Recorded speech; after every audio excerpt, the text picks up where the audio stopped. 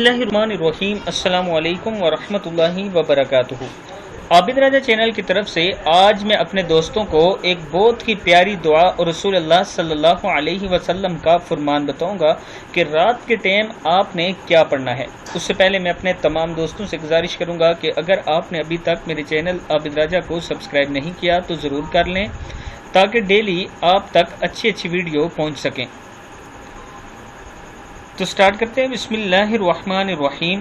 سیدنا ابو ہریرہ رضی اللہ تعالیٰ عنہ فرماتے ہیں کہ رسول اللہ صلی اللہ علیہ وسلم نے فرمایا سونے سے قبل آیت الکرسی کی تلاوت کرنے والے کے لیے اللہ کی طرف سے ایک محافظ مقرر کر دیا جاتا ہے اور صبح تک وہ آدمی شیطان سے محفوظ رہتا ہے.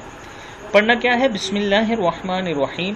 اللہ لا الہ الا هو الحی القیوم لا تأخذہ سنۃ ولا نوم لہ ما فی السماوات وما فی الارض من ذا الذی یشفع عندہ الا بإذنہ یعلم ما بین ایدیہم وما خلفہم ولا یحیطون کیا ہے ولا یحیطون بشیء من علمہ الا بما شاء وسع کرسیہ السماوات والارض ولا یؤودہ حفظہما وہو العلی العظیم.